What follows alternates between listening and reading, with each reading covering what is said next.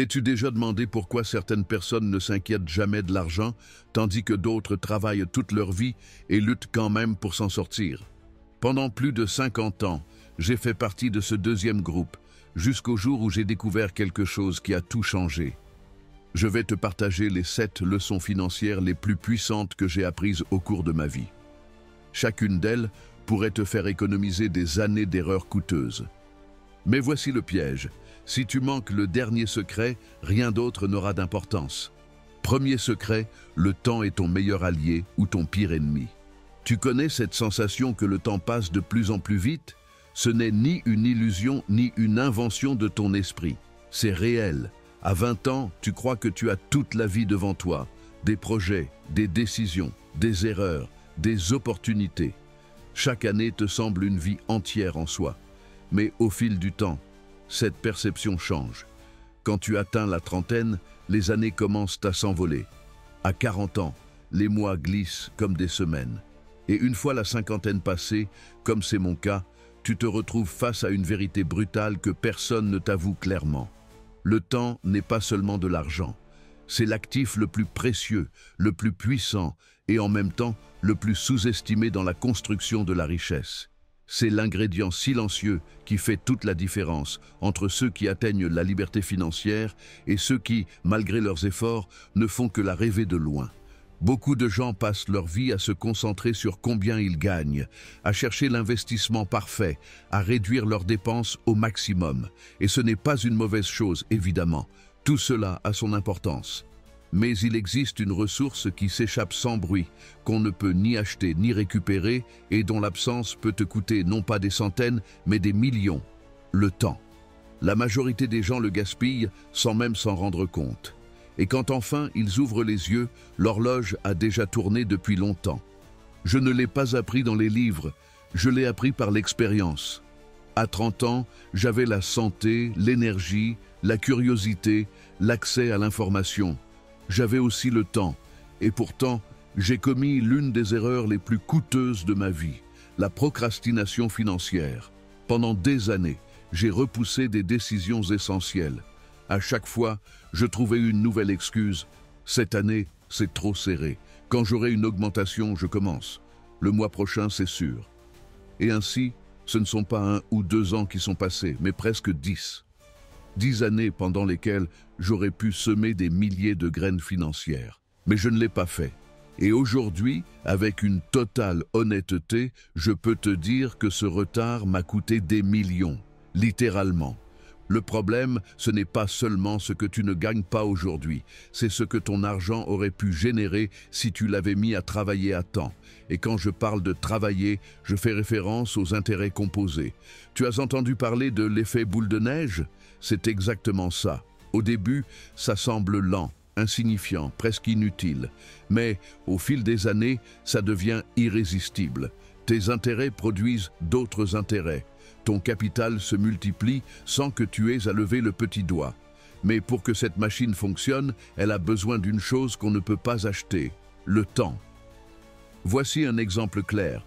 Si à 30 ans tu commences à investir 500 $ par mois dans un fonds rapportant 8% par an en moyenne, tu pourrais avoir plus d'1 million de dollars à 60 ans.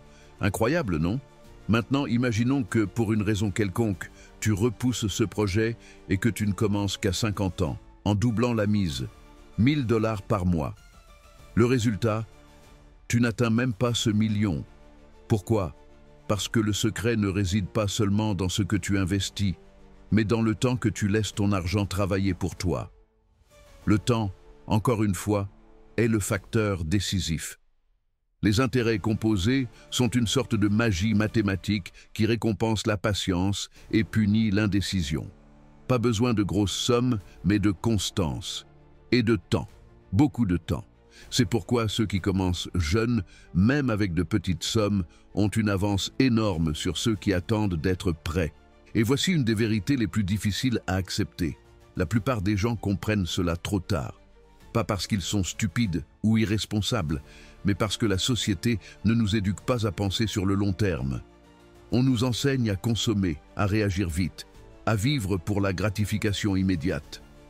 Le message culturel est clair. Dépense maintenant. Profite aujourd'hui, on verra demain. Mais la véritable richesse, la vraie liberté financière, se construit sur des décennies, pas sur des coups de tête du week-end. Alors, que peux-tu faire avec cette information dès aujourd'hui? Premièrement, arrête de sous-estimer le pouvoir d'une petite action.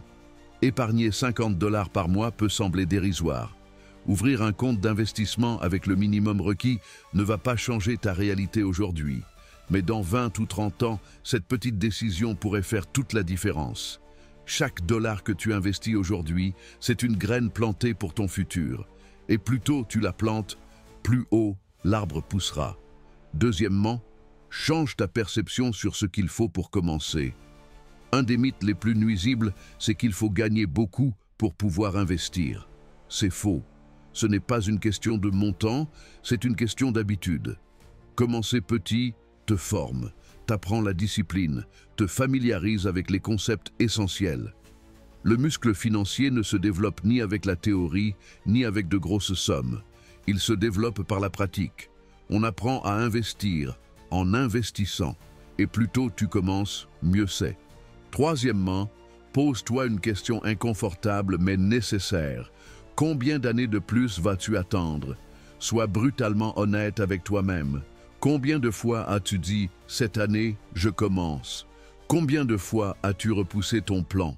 Combien d'excuses as-tu trouvé pour ne pas ouvrir ce compte, ne pas lire ce livre, ne pas parler à un conseiller? Chaque fois que tu as dit « plus tard », tu as perdu une opportunité. Parce que le temps n'attend pas, le temps ne fait pas de cadeaux. Et chaque année qui passe rend le chemin vers tes objectifs plus difficile. Tu lis peut-être ceci et tu as 45, 50 ou 60 ans. Et tu te dis peut-être « c'est trop tard ». Mais laisse-moi te dire une chose. Non, il n'est jamais trop tard pour commencer. Mais il est trop tard pour continuer à attendre. Si tu lis ces lignes, cela signifie que tu as encore du temps, même peu. Et ce temps, bien utilisé, peut changer ta vie financière. L'important n'est pas quand tu as commencé, mais que tu commences maintenant. Et tu n'as pas besoin que tout soit parfait, pas besoin de tout savoir, ni de choisir l'investissement idéal. Ce qu'il te faut, c'est passer à l'action, parce que le coût le plus élevé, ce n'est pas l'erreur, c'est l'inaction. C'est rester là, à regarder le temps passer sans rien faire. Et ce coût-là ne se voit pas, ne se sent pas tout de suite, mais il s'accumule. Et quand tu t'en rends compte, il est trop tard. Pense à ceci. Une personne moyenne passe des heures chaque semaine à regarder des séries, à faire défiler les réseaux sociaux, à acheter des choses inutiles. Et combien d'heures consacre-t-elle à planifier son avenir financier, à comprendre comment fonctionne un fonds d'investissement, à étudier la retraite privée, à voir quel est le véritable impact de l'inflation? Presque aucune. Pas parce que cela ne l'intéresse pas, mais parce qu'on ne lui a jamais appris que le temps est aussi un capital, que le temps aussi s'investit. Et c'est là qu'entre en jeu un concept fondamental, le coût d'opportunité. Chaque jour où tu ne prends pas une décision financière intelligente, tu renonces à un gain potentiel. Ce n'est pas seulement ce que tu ne gagnes pas aujourd'hui, c'est ce que tu aurais pu gagner dans 5, 10 ou 20 ans si tu avais commencé plus tôt. Et quand cette différence est projetée dans le temps, elle devient immense. Fais un petit exercice, ferme les yeux et demande-toi où en serais-tu aujourd'hui si, il y a 10 ans, tu avais commencé à investir seulement 100 $ par mois, pas plus, juste ça. Que pourrais-tu faire aujourd'hui avec cet argent? Quels soucis aurais-tu en moins? Quelles décisions pourrais-tu prendre avec plus de liberté? Cette vie n'est pas un rêve impossible. C'est la conséquence naturelle d'avoir compris la valeur du temps. Warren Buffett, l'un des investisseurs les plus brillants de l'histoire, l'a dit avec une clarté bouleversante. Quelqu'un est assis à l'ombre aujourd'hui parce que quelqu'un a planté un arbre il y a longtemps. Cette phrase dit tout. La richesse, ce n'est ni une course, ni un coup de chance.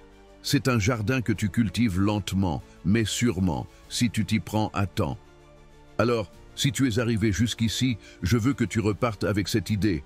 Le temps peut être ton pire ennemi ou ton plus grand allié. Il peut détruire tes projets ou les faire éclore. La différence ne réside pas dans l'horloge, mais en toi.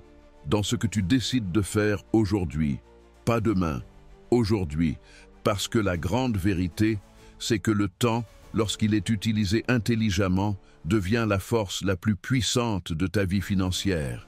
Et si tu l'ignores, il devient le voleur le plus silencieux et le plus impitoyable de tous.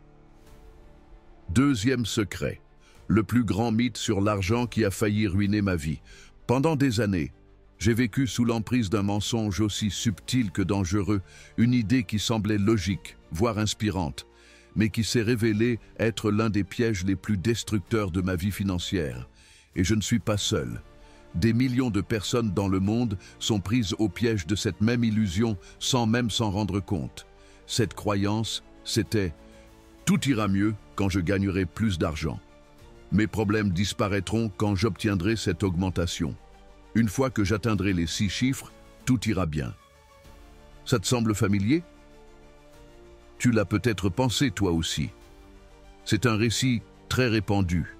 L'argent résout tout. Mais cette promesse est trompeuse. Parce que ce que personne ne te dit, ce que moi-même j'ai mis des décennies à comprendre, c'est que peu importe combien tu gagnes, si tu ne sais pas le conserver, tu resteras coincé. Cette vérité, simple mais inconfortable, m'a frappé comme une gifle glaciale après des années d'efforts, d'anxiété et de décisions financières guidées par un mythe.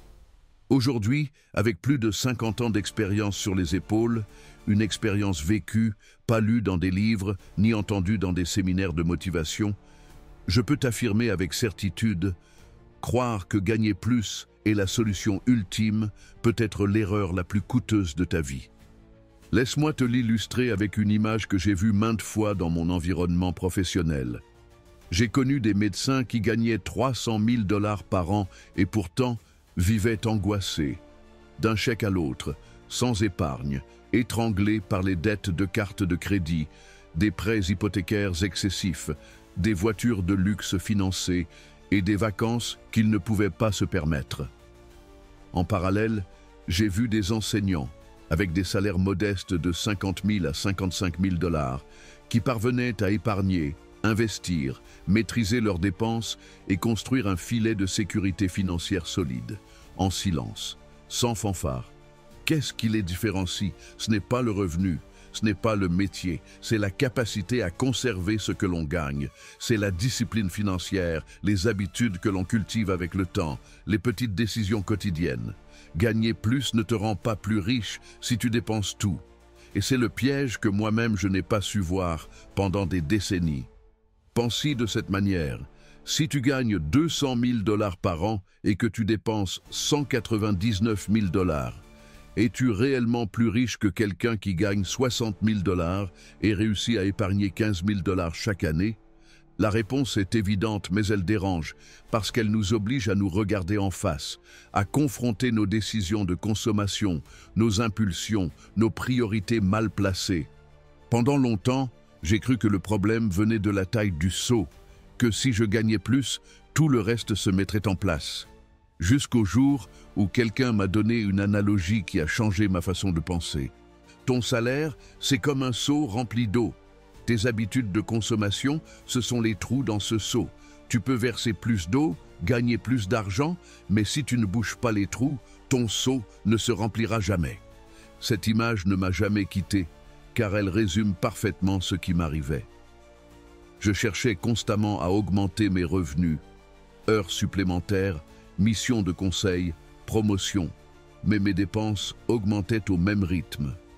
Chaque augmentation apportait un nouvel abonnement, un gadget de plus, des sorties plus chères, une voiture plus coûteuse. J'étais pris dans ce qu'on appelle l'inflation du style de vie. C'est là que j'ai compris, je n'avais pas un problème de revenus, j'avais un problème de gestion. Je l'ai appris à mes dépens. Malgré un salaire à 6 chiffres, je me retrouvais dans une situation préoccupante, incapable de faire face à une urgence de 1 000 $ sans utiliser ma carte de crédit, une facture médicale imprévue, une réparation de voiture, un appareil ménager cassé. Tout cela me déstabilisait. Comment était-ce possible? Comment quelqu'un qui gagnait autant pouvait-il être si vulnérable? La réponse, aussi douloureuse soit-elle, était évidente. Je n'avais jamais appris à maîtriser l'argent que j'avais déjà. Je vivais en attendant le prochain revenu, la prochaine augmentation, la prochaine opportunité, au lieu de regarder comment j'utilisais ce que je gagnais déjà. J'ai découvert que le véritable chemin vers la liberté financière n'est pas une course au salaire plus élevé, mais une discipline silencieuse qui commence par prendre soin de chaque centime qui entre. Et cela ne signifie pas devenir radin ni vivre dans la peur. Cela signifie faire des choix en conscience. Cela signifie que l'argent travaille pour toi et non l'inverse. L'une des pratiques les plus transformatrices que j'ai adoptées a été la suivante. Prendre 20% de chaque chèque de paie et les transférer automatiquement dans un compte d'épargne ou d'investissement avant de dépenser un seul centime. Au début, ça semblait impossible. Comment vais-je vivre avec seulement 80%, me disais-je, mais il s'est produit quelque chose d'étonnant. Mon mode de vie s'est ajusté. J'ai arrêté de dépenser en choses inutiles sans même m'en rendre compte.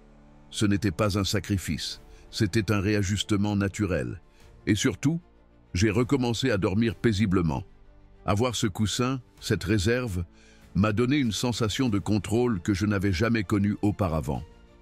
Pas parce que je gagnais plus, mais parce que j'avais enfin appris à mettre de côté une partie de ce que je gagnais.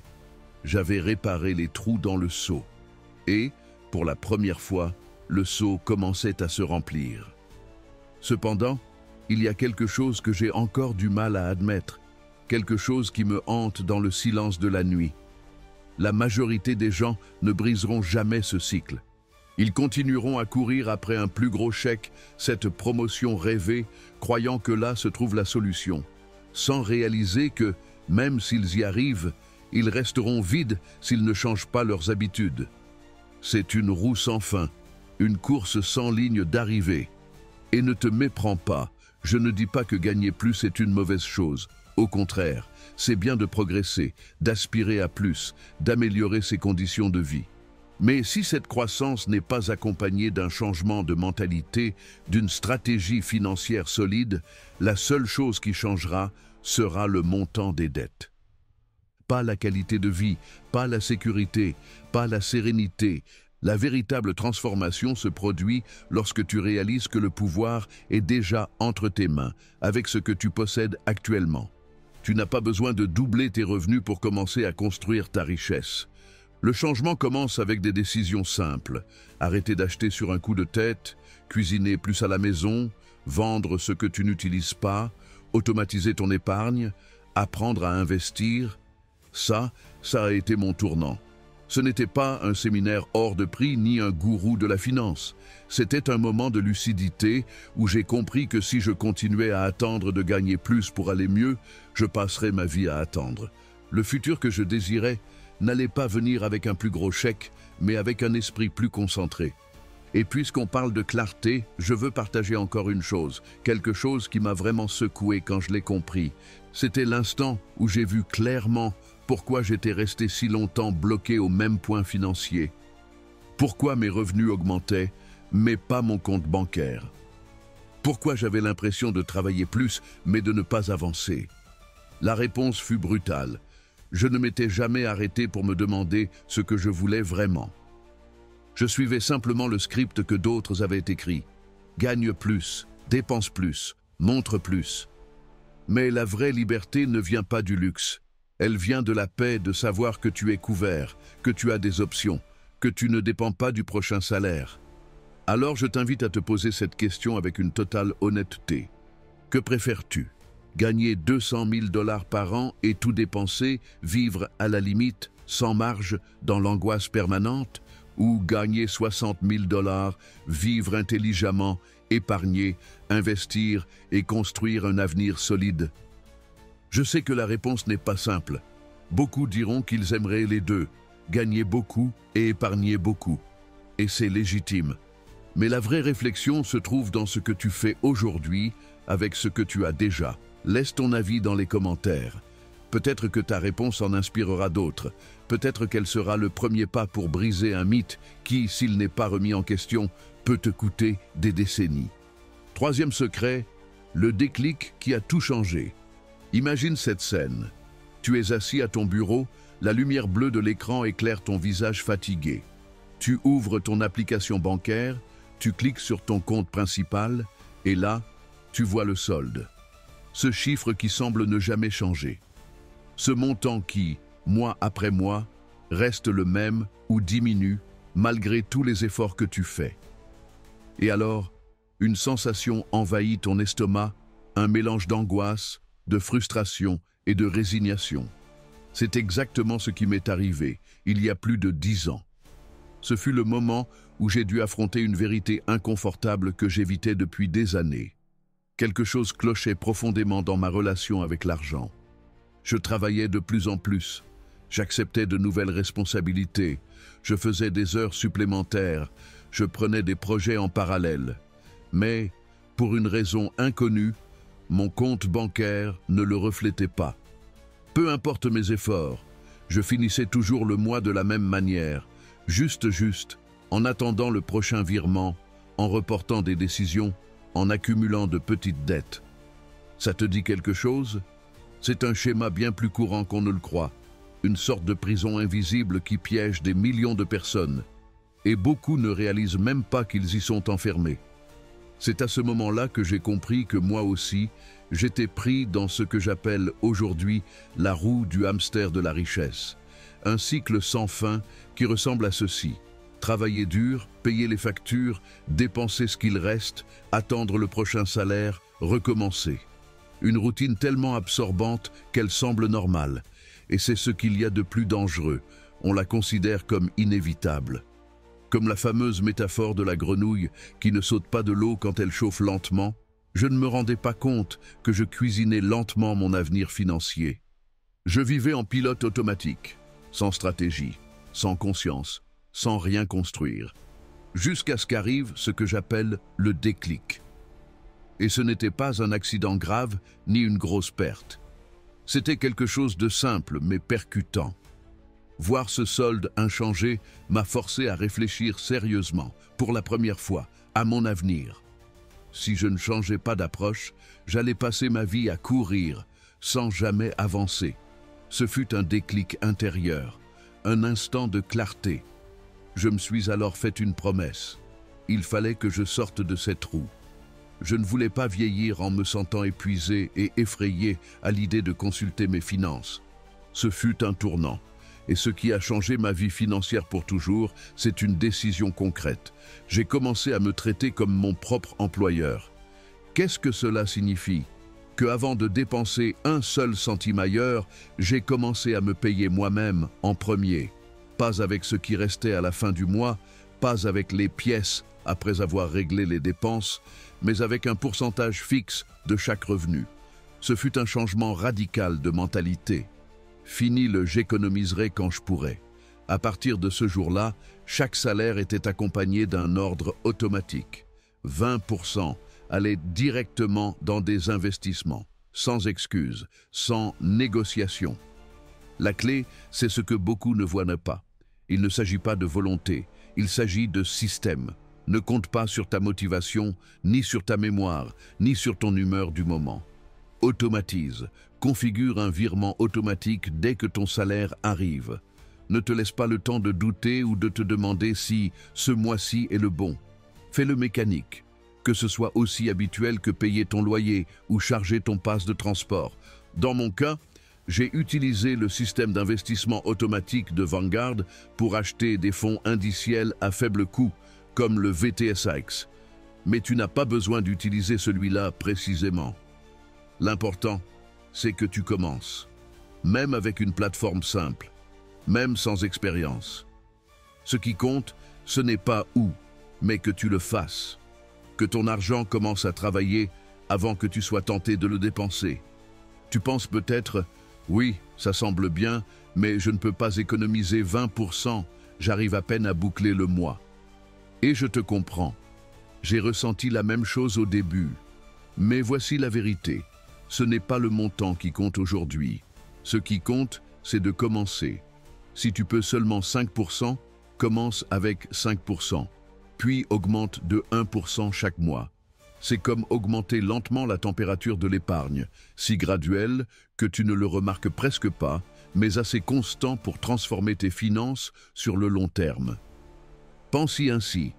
Si aujourd'hui tu mets de côté 5% et que tu augmentes d'1% par mois, dans un an, tu épargneras plus de 15%. Et tu n'auras même pas ressenti cela comme un énorme sacrifice, mais plutôt comme une adaptation naturelle. Ton mode de vie s'ajuste, parce que l'être humain s'adapte bien plus rapidement à vivre avec moins qu'il ne le croit. La différence, c'est qu'au lieu de t'adapter par nécessité, tu le fais par stratégie. Et ça change tout. J'ai vu cette stratégie transformer des vies, des gens avec des salaires moyens qui, en quelques années, sont passés de vivre au jour le jour à avoir des fonds d'urgence solides, des investissements rentables et surtout un sentiment de contrôle qu'ils n'avaient jamais connu. Car le plus précieux dans cette pratique, ce n'est pas seulement l'argent que tu accumules, c'est l'habitude que tu développes, c'est la nouvelle identité financière que tu construis. Et pourtant, il y a quelque chose qui me pèse encore, quelque chose qui m'empêche parfois de dormir. C'est tout ce que j'aurais fait différemment si j'avais commencé plus tôt. Oui, j'ai réussi à sortir du cycle. Oui, j'ai changé de cap. Mais cela n'efface pas les années perdues, les opportunités ratées, le potentiel gâché. C'est pourquoi je veux partager avec toi les 3 décisions critiques que j'aurais aimé prendre il y a des décennies. Ce ne sont pas des conseils isolés, ni des astuces à la mode. Ce sont des choix structurants. Et ils font la différence entre une retraite libre et devoir travailler jusqu'à 80 ans par nécessité. Première décision, automatiser dès le premier jour. N'attends pas un bon mois pour épargner ou investir. N'attends pas de te sentir prêt. Si l'argent passe par tes mains avant de bouger, il trouvera une excuse pour rester. Automatise tes virements et tes investissements. Qu'ils se fassent sans intervention émotionnelle. L'automatisation est le meilleur allié de l'investisseur moyen. Elle t'élimine de l'équation, supprime tes doutes et assure la continuité même dans les mois difficiles. Deuxième décision, construire un fonds d'urgence dès que possible. Cela paraît basique et pourtant, le nombre de personnes sans matelas financier est alarmant. Avoir l'équivalent de 3 à 6 mois de dépenses dans un compte facilement accessible est la base de toute stabilité. Sans cela, le moindre imprévu, maladie, réparation, perte d'emploi, peut ruiner tes progrès. Ce fonds ne te protège pas seulement, il te donne la confiance nécessaire pour investir sans crainte, sachant que tu as une sécurité derrière. Troisième décision, augmenter ses revenus de manière proactive. Beaucoup pensent que l'épargne est le seul levier, mais l'autre moitié du jeu financier, c'est de générer plus. Investis en toi, dans des formations, des compétences, des projets parallèles. Utilise le temps que tu consacres aujourd'hui à consommer pour créer. Commencer une deuxième source de revenus, même modeste, peut faire une énorme différence à long terme. Et ce n'est pas une question de s'épuiser, mais de concevoir un système où une partie de ton temps travaille pour toi, pas pour les autres. Aujourd'hui, si je pouvais revenir en arrière, je ferais ces 3 choses sans hésiter. Mais je n'ai pas de machine à remonter le temps. Ce que j'ai, et que tu as aussi, c'est le présent, le maintenant. Et c'est suffisant. Car, à la fin de la journée, peu importe le temps que tu as perdu, ce qui détermine ton avenir, c'est ce que tu es prêt à faire avec ce qu'il te reste. Le déclic est déjà là. La roue du hamster tourne encore, mais tu peux en descendre, tu peux changer de direction, et une fois que tu le fais, le jeu de l'argent cesse d'être une course pour devenir une construction. Quatrième secret, les 3 choses que je ferais si je pouvais remonter le temps. Les machines à voyager dans le temps n'existent pas, nous le savons tous. Mais il existe quelque chose d'encore plus précieux que de retourner dans le passé, la sagesse. Parce que même si nous ne pouvons pas changer nos décisions passées, nous pouvons utiliser ce que nous avons appris pour prendre de meilleures décisions aujourd'hui. Et cela, dans bien des cas, peut faire la différence entre des années d'anxiété financière ou une vie de stabilité et de tranquillité. Après plus de 50 ans de réussite, d'erreurs et de nombreuses leçons apprises de la manière la plus dure, si je pouvais remonter le temps, je sais avec certitude quelles sont les 3 choses que je ferais différemment. Ce ne sont pas des théories creuses ni des conseils tirés de livres de développement personnel. Ce sont des stratégies simples, pratiques, éprouvées par des années d'expérience. Et oui, aussi par des regrets.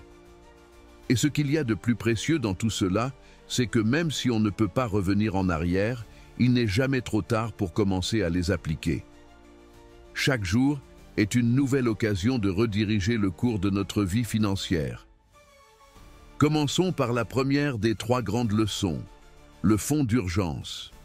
J'aurais aimé que quelqu'un m'en parle plus tôt, avec clarté et urgence, de l'importance d'avoir un filet de sécurité financière.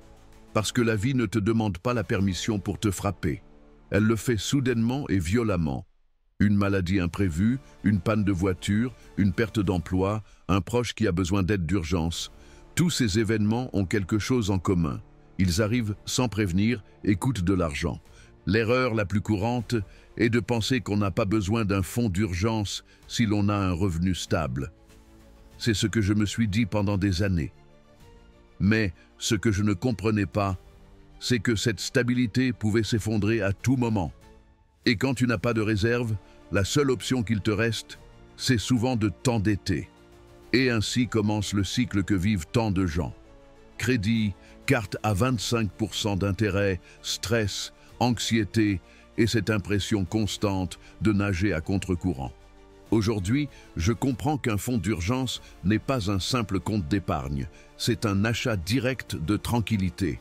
Il t'apporte de la liberté, il te donne de la marge, il te permet de dormir sereinement. Comment commencer? L'objectif final peut sembler intimidant, couvrir 6 mois de dépenses, mais il ne s'agit pas d'y arriver d'un coup. Il s'agit de le construire progressivement. Commence par mettre de côté 1 000 $ dans un compte d'épargne à haut rendement. Aujourd'hui, des options comme Ali Bank ou Marcus by Goldman Sachs proposent des taux compétitifs, autour de 4,5% API. Cela signifie que ton argent ne reste pas juste en sécurité, il croît, même lentement. Une fois ces 1 000 $ épargnés, ta prochaine étape est de couvrir 3 mois de dépenses de base. Loyer ou prêt immobilier, nourriture, transport, services, assurance. Et avec le temps, si tu le peux, étends cette réserve jusqu'à 6 mois complets. Tu seras ainsi prêt à affronter n'importe quel imprévu. Et, ironiquement, plus tu seras préparé, moins tu auras peur, car tu sauras que tu peux faire face à ce qui arrivera. Passons maintenant à la deuxième chose que je changerais si je pouvais revenir en arrière. Investir dès le premier jour. Sans aucun doute, c'est l'erreur qui m'a coûté le plus cher. Des années ont passé avant que je commence à investir. Pourquoi ai-je attendu si longtemps? Parce que je suis tombé dans le piège de croire qu'il fallait être un expert, comprendre tous les graphiques, suivre les actualités économiques, maîtriser le jargon technique. Mais la vérité, c'est que tu n'as pas besoin de tout savoir pour commencer. Tu as seulement besoin de commencer. Vois les choses ainsi. Quand tu repousses l'investissement, tu ne perds pas seulement du temps. Tu perds la force la plus puissante de l'univers financier. Les intérêts composés. Einstein l'a appelé la 8e merveille du monde pour une bonne raison. Le temps est un multiplicateur silencieux. Même si tu ne peux investir que 100 $ par mois, si tu le fais régulièrement dans un fonds indiciel comme le S&P 500, VOO ou SPY, l'impact à long terme peut être énorme. Pour ceux qui ne connaissent pas encore les fonds indiciels, ce sont des véhicules d'investissement qui répliquent la performance d'un indice boursier.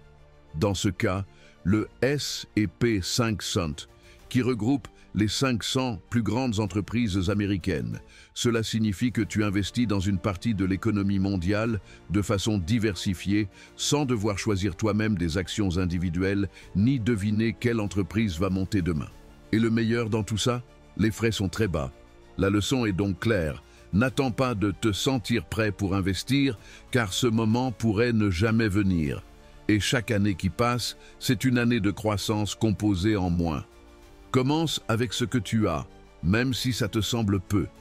Avec le temps, ce peu peut devenir énorme. La clé, c'est la discipline et la constance, pas la perfection. Et maintenant, Nous arrivons à la troisième grande leçon qui m'aurait évité tant de nuits d'inquiétude. Vivre en dessous de mes moyens. C'est une erreur que j'ai commise encore et encore pendant des décennies. À chaque fois que je recevais une augmentation, au lieu d'utiliser cette différence pour épargner ou investir, j'augmentais mon style de vie. Nouvelle voiture, maison plus grande, vacances plus chères, dîners plus fréquents. C'est un schéma classique. Plus de revenus, plus de dépenses. Et ce progrès apparent se dissout en consumérisme. Aujourd'hui, je comprends que la clé n'est pas dans la privation, mais dans la fermeté. Résister quand le monde te dit que tu dois dépenser plus juste parce que tu gagnes plus. Que se serait-il passé si j'avais continué à vivre avec le même budget qu'avant l'augmentation et investi la différence? La réponse me fait mal. Je serais dans une position totalement différente, avec bien plus de liberté et beaucoup moins de stress. Vivre en dessous de ses moyens, ce n'est pas se priver de tout. C'est choisir consciemment où va ton argent. C'est se demander, est-ce que cette dépense me rapproche ou m'éloigne de ma liberté financière? C'est comprendre que le vrai luxe, ce n'est pas d'avoir des choses, mais d'avoir des options. Un conseil pratique que tu peux appliquer dès maintenant. Lorsque tu reçois une augmentation, attribue au moins 50% de cette différence à l'épargne ou à l'investissement automatique et maintiens ton mode de vie actuel pendant au moins 6 mois. Tu verras que tu n'as pas besoin de plus pour être bien et que cet argent que tu ne dépenses pas aujourd'hui peut devenir ta liberté demain. Et maintenant, si tu me le permets, je veux partager avec toi la révélation la plus importante que j'ai apprise à propos de la sécurité financière. Quelque chose qui m'a pris des décennies à comprendre, mais qui a changé totalement ma vision de l'argent. La voici. La vraie sécurité financière n'a rien à voir avec le montant que tu as en banque. Tu peux avoir 100 000 $ sur ton compte et te sentir vulnérable, ou avoir 10 000 $ bien gérés et dormir paisiblement chaque nuit. Pourquoi? Parce que la sécurité ne vient pas du montant, mais du contrôle, de l'habitude, de savoir que tu prends des décisions cohérentes, que tu as un plan, que tu agis avec intention. Et c'est là que 95% des gens échouent. Pas parce qu'ils ne gagnent pas assez, mais parce qu'ils sous-estiment la puissance des habitudes financières quotidiennes. Réfléchis. Combien de personnes connais-tu qui gagnent bien mais vivent à la limite? Combien travaillent depuis des années sans avoir épargné?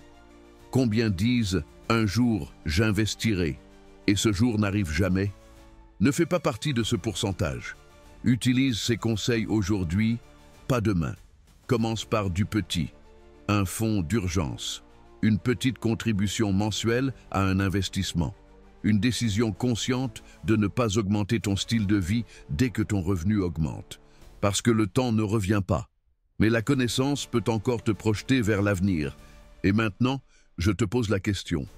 Si tu pouvais revenir en arrière, quel changement financier ferais-tu? Commencerais-tu à investir plus tôt? Épargnerais-tu davantage? Éviterais-tu certains achats? Vivrais-tu avec moins? Partage-le en commentaire. Parce qu'en le faisant, tu ne t'aides pas seulement toi-même à réfléchir, tu peux aussi inspirer quelqu'un d'autre qui, aujourd'hui, est exactement là où tu étais il y a des années. Cinquième secret, le véritable sens de la sécurité financière et comment l'atteindre réellement. Pendant des années, j'ai eu une idée fausse, mais très répandue, de ce que signifiait avoir une sécurité financière. Comme beaucoup, je pensais que cela consistait simplement à avoir beaucoup d'argent à la banque. Un gros chiffre sur mon compte. Un coussin qui me ferait me sentir invulnérable. Et pendant longtemps, c'est ce que j'ai cherché à atteindre. Je croyais que, dès que j'aurais accumulé une certaine somme, cette angoisse persistante liée à l'argent disparaîtrait comme par magie. Mais après plus de 50 ans à affronter des hauts et des bas économiques, des changements de carrière, des crises d'inflation et des récessions inattendues, j'ai tiré une conclusion complètement différente, une vérité qui m'a pris des décennies à comprendre et que je veux maintenant te transmettre pour que tu ne perdes pas autant de temps que moi. La véritable sécurité financière ne repose pas sur le solde de ton compte, mais sur le système que tu construis autour de toi. Tu peux avoir 1 million de dollars à la banque et vivre malgré tout avec la peur constante que tout s'effondre du jour au lendemain. Et à l'inverse, tu peux avoir une somme bien plus modeste et te sentir profondément serein, confiant, avec la certitude que quoi qu'il arrive, tu t'en sortiras. La différence, elle ne réside pas dans le montant, mais dans la structure, ce que j'appelle ta structure de liberté financière. Cette structure, c'est l'ensemble de tes sources de revenus, tes décisions, tes habitudes et tes mécanismes de protection qui te permettent de dormir paisiblement chaque nuit, en sachant que ton bien-être financier ne dépend pas exclusivement de ton travail ni de ton effort quotidien. Dans mon cas, cette révélation est venue en observant des histoires réelles de gens ordinaires. Des personnes qui n'ont ni hérité de fortune, ni gagné des millions, mais qui ont bâti un écosystème financier solide et résilient. Comme un vieux copain à moi, appelons-le Daniel. Daniel a un travail stable, avec un salaire annuel de 60 000 dollars. Rien d'exceptionnel.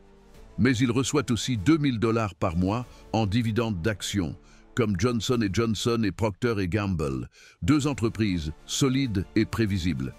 Il ajoute à cela 500 dollars mensuels issus d'un bien immobilier qu'il loue et 500 dollars d'un petit business en ligne qu'il gère le week-end. Ces revenus additionnels, qui font en réalité partie de son système, lui génèrent 48 000 dollars supplémentaires par an. Mais le plus important, ce n'est pas le chiffre, c'est que cet argent ne dépend pas de sa présence constante. Il ne vend pas son temps contre de l'argent. Ses revenus tournent en arrière-plan, comme des rouages bien huilés qui ne s'arrêtent jamais. Et c'est ça, au fond, la vraie sécurité financière. Avoir des ressources qui travaillent pour toi, même quand toi, tu ne travailles pas. Je sais que tout cela peut sembler lointain ou irréalisable si tu débutes.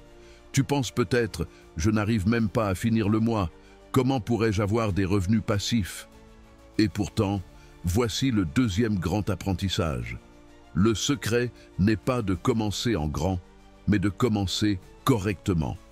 Et pour cela, il faut adopter une mentalité de bâtisseur, car oui, tout cela se construit, pas à pas, avec de petites décisions fermes et cohérentes.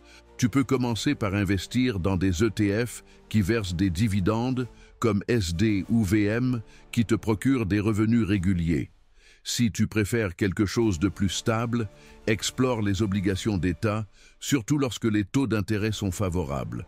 Ce ne sont pas les placements les plus rentables, mais ils sont fiables. Et si tu veux entrer dans l'immobilier sans devenir propriétaire bailleur, intéresse-toi au REIT, Real Estate Investment Trust, comme O ou STAG. Ces fonds te permettent d'investir dans des biens commerciaux et de percevoir des loyers de manière indirecte. Tout cela peut sembler technique, mais en réalité, c'est bien plus accessible que tu ne le penses. L'objectif n'a jamais été de devenir riche du jour au lendemain. En fait, ce genre d'ambition conduit souvent à des décisions impulsives, risquées, voire désastreuses. Le véritable but, c'est de bâtir un système de revenus stable qui croissent avec le temps et ne nécessite pas ta présence constante. Et pourtant, ce qui freine la majorité des gens n'est pas le manque d'options, mais la croyance erronée que tout cela est trop compliqué. Beaucoup pensent qu'il faut avoir des connaissances pointues en finance, un diplôme en économie ou de grosses sommes à investir pour démarrer. Rien n'est plus faux. Cette croyance, en réalité, est l'un des plus grands obstacles invisibles qui séparent ceux qui avancent de ceux qui stagnent. Ce dont tu as vraiment besoin, c'est de clarté. Et c'est pour cela que je veux partager avec toi quelque chose qui a changé ma vie. 3 règles simples, que n'importe qui peut suivre, peu importe son revenu ou sa situation. Elles sont si faciles à comprendre qu'un enfant pourrait les appliquer. Mais ne te laisse pas tromper par leur simplicité. Leur impact est profond et durable. Première règle, ta sécurité ne vient pas du montant, mais du flux. Cette règle a été révolutionnaire pour moi, car Comme je te l'ai dit, je mesurais auparavant ma sécurité financière à la somme que j'avais en réserve. Mais avec le temps, j'ai compris que ce qui apporte une vraie tranquillité, ce n'est pas d'avoir un gros montant figé, mais d'avoir des flux de revenus diversifiés et prévisibles. C'est comme la différence entre avoir un réservoir d'eau dans le désert qui finit par se vider et avoir une source qui coule sans cesse. Quelqu'un qui gagne peu mais possède 5 petites sources de revenus est mieux protégé qu'une personne qui gagne beaucoup mais ne dépend que d'une seule source. Car si cette source principale s'assèche, licenciement, crise, accident, tout s'écroule. Diversifier tes revenus, même avec de petits montants, c'est l'équivalent financier d'ajouter des pieds à une table. Plus il y en a, plus elle est stable. Deuxième règle, automatise ta sécurité. La majorité des gens n'atteignent pas la sécurité financière, car ils dépendent de leur volonté du moment. Or, la volonté est instable. C'est pourquoi il faut transformer les actions importantes en processus automatiques. Paramètre des virements automatiques vers des comptes d'épargne ou des fonds d'investissement. Inscris-toi à des programmes de réinvestissement automatique des dividendes. Active des rappels mensuels pour analyser tes finances. L'objectif, ce n'est pas d'être discipliné en permanence, mais de créer des systèmes qui fonctionnent même quand tu es fatigué, distrait ou démotivé. Troisième règle, la stabilité financière est plus puissante que la richesse rapide.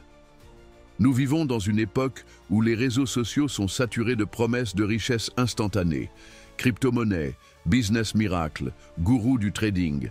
Mais laisse-moi te dire, par expérience, la stabilité réelle est bien plus puissante, durable et satisfaisante qu'un coup de chance. Ceux qui atteignent l'indépendance financière authentique ne le font pas avec un jackpot. Ils y arrivent grâce à la constance, à la patience et à une stratégie bien rodée. La sérénité que tu ressens en sachant que tu as des revenus qui te soutiennent, même si tu arrêtes de travailler pendant quelques mois, vaut bien plus que n'importe quelle voiture de luxe ou villa au bord de la mer. Et ce n'est pas un simple discours inspirant, c'est une description littérale de ce qui se passe quand tu construis une vraie structure financière. Aujourd'hui, mon sentiment de sécurité ne vient pas du chiffre exact sur mon compte bancaire. Il vient du fait que, même lorsque des imprévus surviennent, et ils surviennent toujours, j'ai un système qui me protège. Tout ne repose pas sur moi. J'ai semé pendant des années pour récolter aujourd'hui des revenus réguliers, silencieux, mais solides. C'est la différence entre survivre et vivre librement.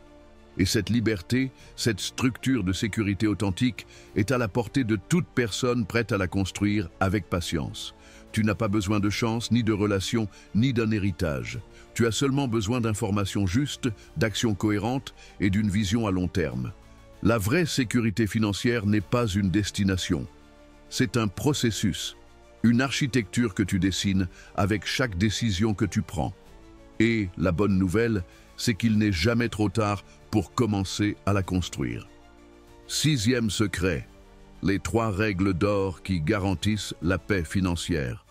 Après toute une vie à faire des erreurs, à apprendre à la dure, à lire, à poser des questions et surtout à tester, je suis arrivé à une conclusion que j'aurais aimé avoir claire bien plus tôt. Le succès financier n'est pas un mystère réservé à quelques privilégiés. Il ne repose pas sur des formules magiques ni sur des diplômes en économie. En réalité, tout se résume à suivre 3 règles si simples que n'importe qui, oui, n'importe qui, peut les appliquer. Peu importe que tu gagnes beaucoup ou peu, peu importe que tu sois endetté ou que tu commences à peine à bâtir ton avenir financier, ces 3 règles peuvent changer ta vie. Et le mieux, c'est qu'elles ne sont pas basées sur des théories.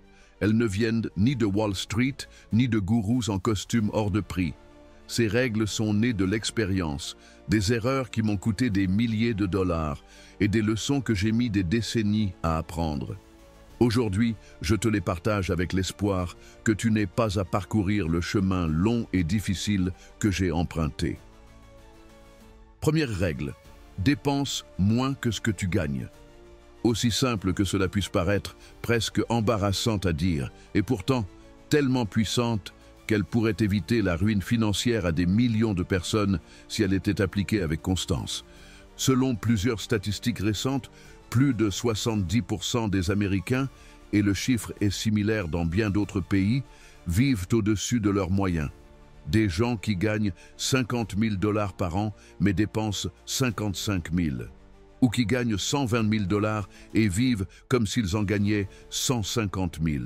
Et le pire, ils ne voient pas ça comme un problème. Ils le voient comme la norme, comme une conséquence naturelle du système. Mais voici la vérité.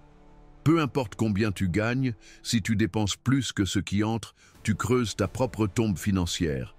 Peut-être lentement, mais sûrement. Car il ne s'agit pas seulement de dette, il s'agit de cette angoisse silencieuse que tu ressens quand, au fond de toi, tu sais que tu n'as aucun contrôle. C'est pourquoi le premier pas vers la paix financière est simple. Vise en dessous de tes moyens. Pas juste un peu en dessous, bien en dessous. Et comment faire ça concrètement? Un outil simple que je recommande toujours, c'est la fameuse règle du 50-30-20, 50% pour les besoins essentiels, logement, nourriture, transport, assurance, services, 30% pour les envies, sorties, achats personnels, loisirs, hobbies, 20% pour l'épargne et l'investissement. Au début, peut-être que tu n'arriveras pas à 20%. Ce n'est pas grave. Si tu peux épargner 5%, fais-le. Puis augmente progressivement chaque mois. La clé, c'est l'organisation. On ne peut pas gérer ce qu'on ne voit pas. Un conseil pratique, crée des comptes séparés pour chaque catégorie. Un pour les dépenses fixes, un pour les envies, un pour l'épargne et les investissements. Et automatise les transferts, que l'argent soit réparti dès qu'il entre. Cela t'évite les tentations, les confusions et les décisions impulsives. Parce que je te le garantis, la paix financière ne vient pas de gagner plus, mais de mieux dépenser. Si tu contrôles tes sorties, tu es sur le bon chemin. Sinon, aucun revenu ne suffira jamais.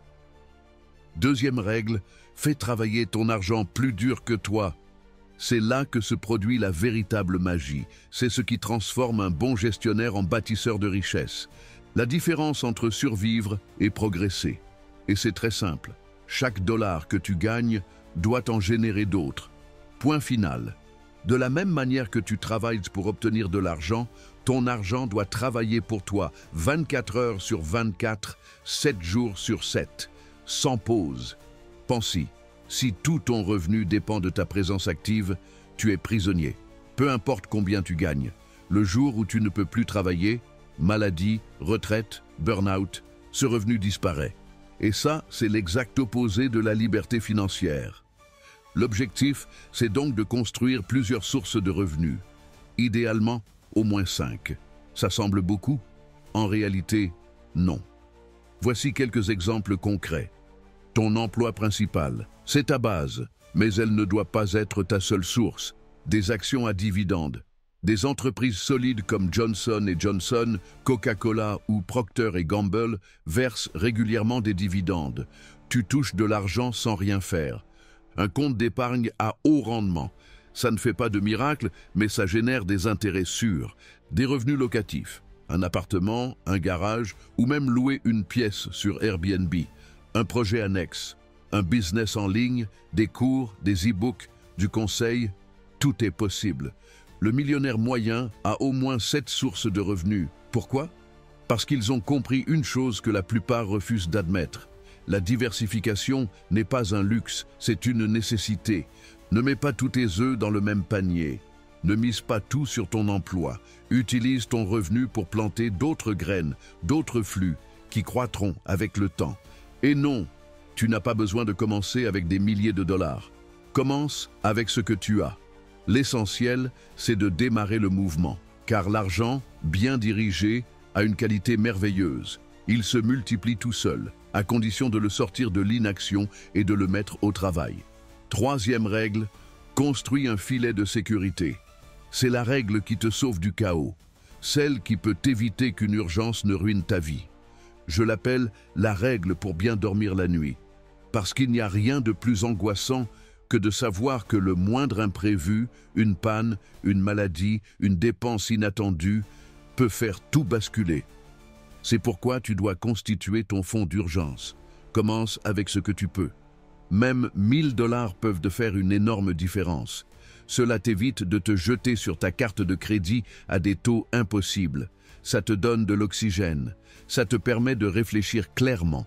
Ensuite, ton objectif est de couvrir entre 3 et 6 mois de dépenses essentielles. Tu n'y arriveras pas en une semaine. Mais chaque petit effort t'en rapproche. Et ce filet, bien mis en place, change ta vie. Tu passes d'une vie fondée sur la peur à une vie bâtie sur la confiance. Ce fonds doit être dans un compte séparé, facile d'accès, mais qui génère un peu d'intérêt. Un compte d'épargne à haut rendement est idéal.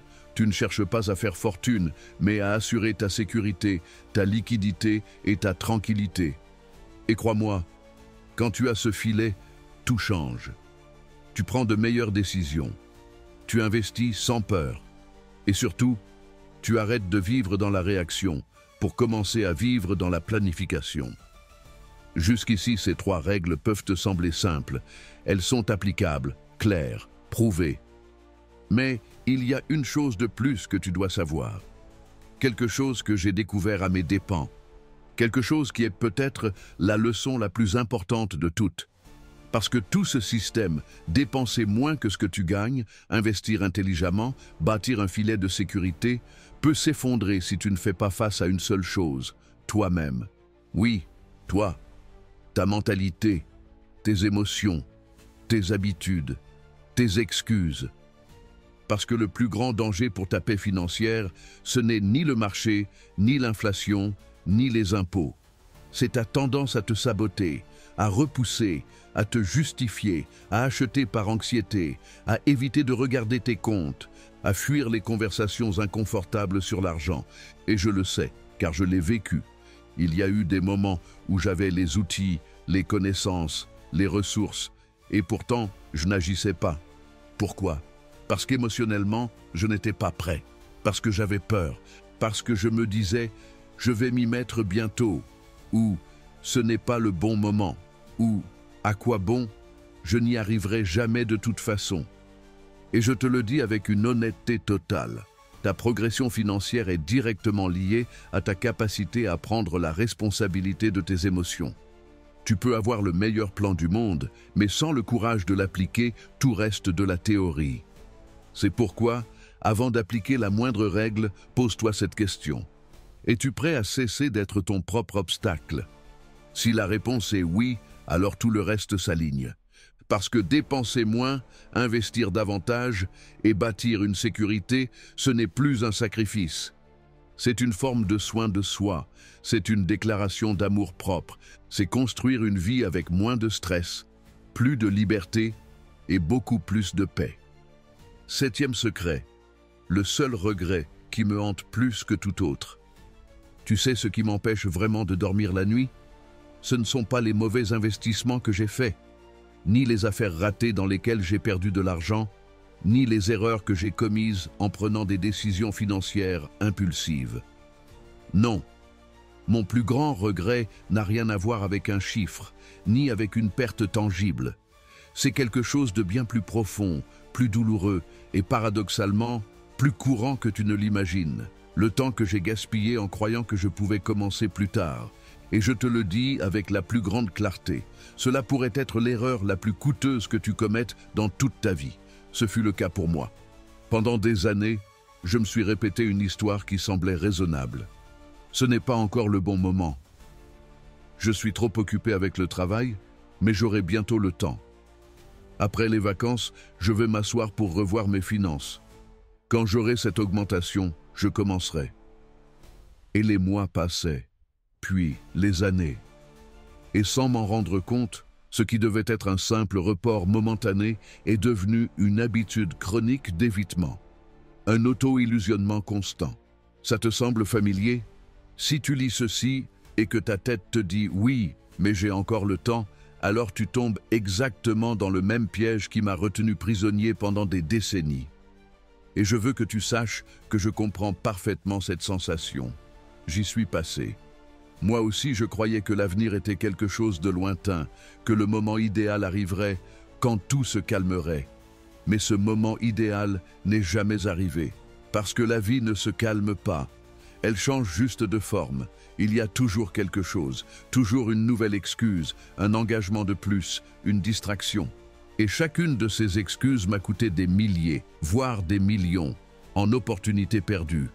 Pas parce que j'ai cessé de gagner directement, mais parce que je n'ai pas su tirer parti du pouvoir du temps. Et c'est là le plus ironique. La ressource la plus précieuse que tu possèdes pour construire ta liberté financière est celle que nous sous-estimons le plus, le temps. Voici une vérité difficile que presque personne ne dit à voix haute. La procrastination financière est un tueur silencieux de richesse. Elle ne ressemble pas à une erreur grave. Elle ne fait pas mal immédiatement. Mais elle agit comme la rouille. Elle ronge sans que tu t'en aperçoives. Un jour, tu regardes en arrière et tu te rends compte que 10 ans se sont écoulés et que tu n'as rien fait, que tu as travaillé bien sûr, que tu as été occupé sans aucun doute, mais que tu n'as pas avancé d'1 centimètre dans la construction de ton patrimoine. Parce que tu n'as jamais commencé, parce que tu as toujours remis à demain et que ce demain n'a jamais été aujourd'hui. Je veux que tu t'arrêtes un instant et que tu réfléchisses à ceci. Chaque jour où tu repousses le fait d'investir, d'épargner, d'apprendre, de prendre des décisions financières conscientes, tu perds plus que tu ne l'imagines. Tu ne fais pas que renoncer à ce que ton argent aurait pu générer. Tu sacrifies l'impact des intérêts composés, cette force silencieuse et puissante qui multiplie ton effort avec le temps. C'est comme refuser un cadeau qui grandit tout seul. Et plus tu tardes à l'ouvrir, plus tu perds. Je te l'explique avec une métaphore simple mais révélatrice. Investir, c'est comme planter un arbre. Le meilleur moment pour le faire, c'était il y a 20 ans. Parce qu'aujourd'hui, tu aurais de l'ombre, des fruits et des racines solides. Mais si tu ne l'as pas fait, tu sais quel est le deuxième meilleur moment? Aujourd'hui. Pas demain. Pas le mois prochain. Aujourd'hui. Parce que si tu repousses encore, dans 20 ans, tu regretteras de ne pas avoir commencé maintenant. Et je ne te parle pas depuis la théorie, je te parle depuis l'expérience. Tout au long de ma vie, j'ai connu énormément de personnes qui, arrivées à 50 ou 60 ans, m'ont dit exactement la même chose. J'aurais aimé commencer plus tôt. Des personnes intelligentes, travailleuses, avec de bons salaires, qui sont simplement tombées dans le piège du report. Des gens comme toi et moi, qui avaient de bonnes intentions, mais de mauvaises habitudes. Ne devient pas une histoire comme celle-là. Je sais qu'aujourd'hui, tu peux avoir l'impression de ne pas avoir assez d'argent pour commencer, que tu ne sais pas par où le faire, que tu as trop de choses en tête, mais tout cela fait partie de l'illusion. Parce que tu n'as pas besoin de milliers de dollars pour entamer ton parcours financier. Ce dont tu as besoin, c'est de prendre une décision concrète dès aujourd'hui, aussi petite soit-elle. Par exemple, investis 100 dollars dans un fonds indiciel, quelque chose de simple comme le S&P 500. Tu n'as pas besoin de tout comprendre pour commencer, tu as juste besoin de faire le premier pas. Ouvre un compte retraite même avec le minimum. Programme un virement automatique d'épargne mensuel, même si c'est 20 dollars. Toute action, aussi minime qu'elle paraisse, est meilleure que de rester immobile en attendant le moment parfait. Parce que ce moment parfait n'existe pas. Et si aujourd'hui tu décides d'agir, même avec peu, ton toi du futur te remerciera d'une façon que tu ne peux même pas imaginer. Parce que chaque euro que tu investis aujourd'hui, chaque décision que tu prends en conscience est une graine. Et ces graines, avec le temps et la constance, se transforment en liberté. Pas nécessairement en millions sur un compte. Ce n'est pas le sujet.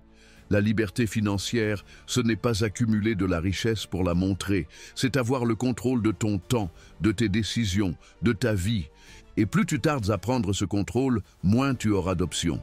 Parce que le temps fait croître l'argent, mais limite aussi les opportunités si tu ne l'utilises pas à ton avantage. J'ai appris cette leçon à un prix très élevé, et je te le dis sans honte, car je pense qu'en la partageant, je peux t'éviter de traverser la même chose. J'ai gaspillé des décennies en croyant que j'avais le temps, en croyant que je pouvais attendre, en croyant qu'un jour tout s'alignerait. Mais le seul moment réel, le seul qui existe vraiment et que tu peux utiliser, c'est le présent. Tout le reste est illusion. Maintenant, je veux que tu comprennes quelque chose d'encore plus important. Tout ce que je partage avec toi, ces secrets, ces leçons, ces apprentissages, ne vaut absolument rien si tu ne passes pas à l'action. Tu peux les trouver inspirants. Tu peux hocher la tête en lisant. Tu peux même les partager avec quelqu'un d'autre. Mais si tu ne fais rien de concret, maintenant, aujourd'hui, en ce jour précis, tout ce que tu viens de lire disparaîtra comme de la fumée dans l'air, car la connaissance sans action est une promesse vide. Alors je te laisse ce défi. Fais aujourd'hui quelque chose que ton toi dans 10, 20 ou 30 ans te remerciera d'avoir fait. Cela peut être quelque chose de petit, peu importe. L'important c'est de commencer. Pas par motivation mais par engagement. Pas parce que tu es prêt, mais parce que tu en as assez d'attendre. Tu veux savoir quel est le véritable secret de tous ceux qui atteignent la liberté financière? Ce n'est pas qu'ils en savent plus, c'est qu'ils ont commencé plus tôt, même avec peu, même sans tout comprendre. Mais ils ont commencé, et maintenant, le pouvoir est entre tes mains. La décision est devant toi. Tu peux continuer à penser plus tard, ou tu peux faire en sorte que ce jour soit celui où ton histoire financière a changé pour toujours. Moi, j'ai déjà perdu trop de temps, mais toi, tu es encore à temps.